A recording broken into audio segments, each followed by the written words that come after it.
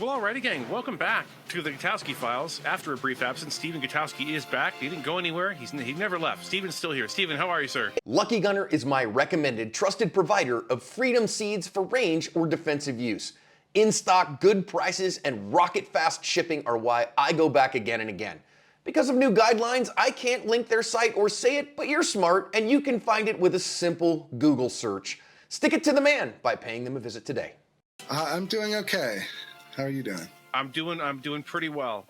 Heat aside, it's very, very, very, very, very hot in Tucson and in Phoenix. It's every day is over 100 and 304, and that's not actually that common, so it's a little unusual. I don't know what's causing it, but it's blistering hot out. Like you can't do anything outside. I imagine that's just how I think it is all the time there.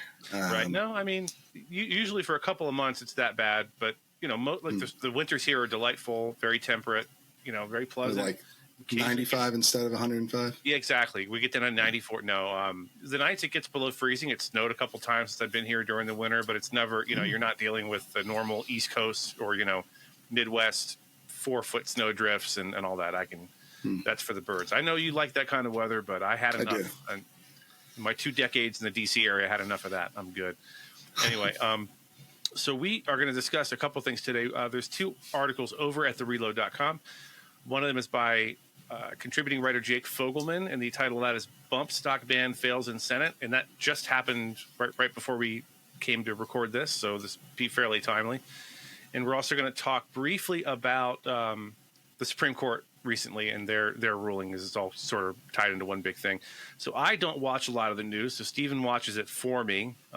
So tell us, kind of give us the background. Why was this an issue? Why did this come up? Who brought it up? And where are we right now? Is this a done deal with this failure of the bill and the Supreme Court ruling, or could we look forward to more of this around sort of controversy around bump stocks?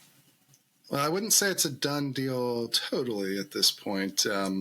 It's probably done through the rest of the election, would be my guess, as far as a potential bump stock ban on the legislative side goes. This all, of course, stems from the Las Vegas shooting, where the shooter used bump stocks or AR-15s equipped with bump stocks in at least part of that shooting.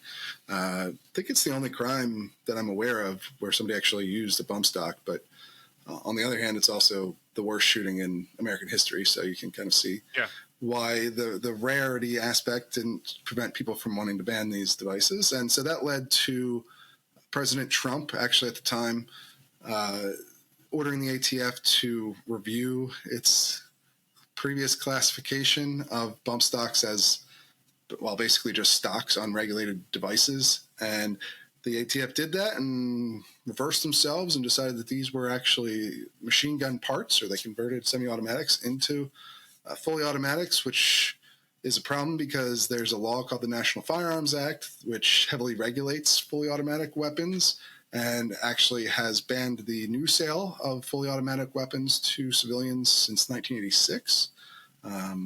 And it was under what's called the Hughes Amendment. So the ATF put out a rule, went through the rulemaking process instead of the legislative process. Congress didn't act or do anything on this front, but the ATF reinterpreted the law from 1934 to say, well, bump stocks are actually machine gun parts and can't be possessed. And they also wouldn't allow people to register the ones they had at the time.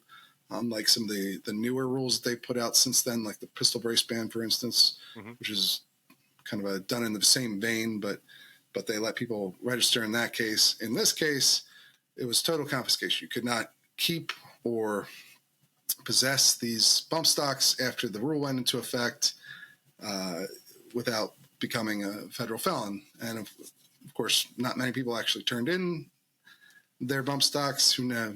Perhaps people destroyed them or threw them away or whatever. We don't exactly know what became of most of them.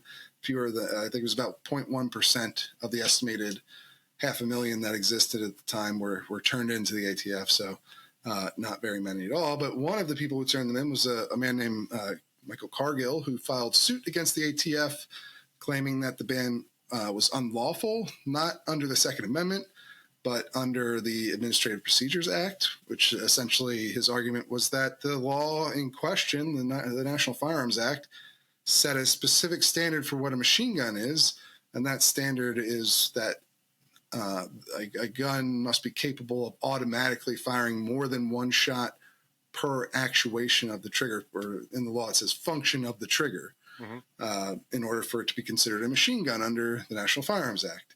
And Cargill argued that's not how bump stocks work. You have to actuate, function, pull the trigger every round that you want to fire.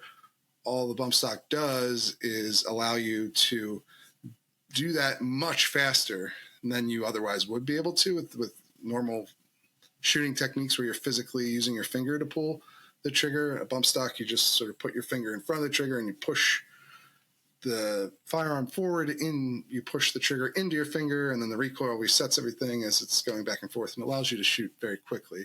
It can also, of course, is a firing technique that can be done without bump stocks at all, without any sort of special device. You can accomplish this just by working out the balance of pushing the gun forward into your trigger, pushing the gun forward so that the trigger goes into your finger, and then allowing it to recoil just enough to reset that trigger. You're not kind of doing this consciously for every pull, but you're balancing that. And if this makes any sense, people can of course go and look up what firing a bump stock, how it works. It's actually a really good video from a tech channel, and I'm not sure, he's kind of an outdoorsy type of guy. The name of the channel is on YouTube is Jerry Rig Everything, and he kind of does breakdowns. But he actually went out and have you seen the video I'm talking about? Because he did a pretty good explanation and he demonstrated it pretty well. And I fired an AR with a bump stock on it before. Right. And actually, you can just read the Supreme Court ruling in this case because they put a bunch of diagrams in there of how the device works in practice, what the technical details of it are. And so Cargill argued, hey, you have to actuate the trigger. You have to function the trigger every time you want a round to fire. It won't fire continuously if you just depress the trigger. And so therefore it's not a machine gun under the statute. And the Supreme Court sided with him and said, yes, that's correct. Looking at the statute, the bump stock just simply doesn't fit the definition of a machine gun. And so they invalidated this rule now is likely to go back down and be invalidated. But essentially, it's no longer illegal to own these devices. That was the outcome of the case that was handed down on Friday. And, of course, the other part of that opinion was a Justice Alito concurrence. So he agreed with the majority, but he wanted to write a little bit more of his own view. And in that concurrence, he talked about how this was a 6-3 decision, by the way, with all the conservatives on one side and all the liberals on the other side. The liberals arguing that actually that does fit the definition because the end result is similar. Yeah, I mean, it's honestly just kind of the argument that you're sort of doing it's hard to, they kind of just don't agree that a bump stock works the way that it does, or that essentially they're saying like once you push forward and you pull that trigger gets actuated the first time, that's starting an automatic sequence that you don't really. That's so similar to how fully automatic fire works that this distinction about the trigger being actuated or functioned each time isn't substantial. It shouldn't matter. That's kind of more or less what they're saying. That it's so similar to fully automatic fire in the way that it works that it fits under the statute's language. Doing my best to give like a fair explanation of how they wrote it, because I mean honestly, I just think the bump stock doesn't fit the definition. I've never thought that from the beginning, but regardless, that's the basic argument. That's what the ATF said. That's what the dissenters said. In addition to those two basic points, you had Samuel Alito, one of the conservative justices, writing a concurrence that said, well, the problem here is the statute. The ATF can't just make up its own interpretation of the statute that goes against the plain language.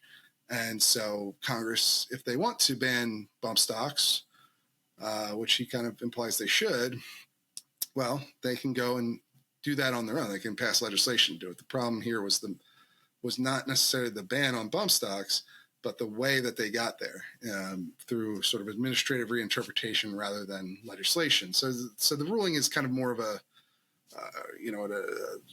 restraining government checks and balances kind of ruling. The legislature makes the rules. The executive branch, which is what the ATF is part of, enforces the rules. They don't create them, right? So it wasn't a Second Amendment ruling. The court didn't hold that bump stocks are protected by the Second Amendment or that you have a right to own them. It just ruled that this ban that the ATF put in place doesn't comport with the underlying law. So that is what led to today's action, which was the Senate Democrats kind of followed Alito's advice, and they put up a bill a couple days after the ruling, right? 2 business days, I guess. And they were asking for unanimous consent on the very cleverly named Bump Act, the ban on illegal Unlawful machine gun parts. Unlawful Clever. machine gun parts, yes. Congress speak. It's always fun the way they come up with their acronyms and what have you. But the Bump Act, which would ban bump stocks, of course, it would also one of the issues at play was that it was pretty vague and expansive language. It would actually ban any modification of a semi-automatic firearm that quote materially increases the rate of fire.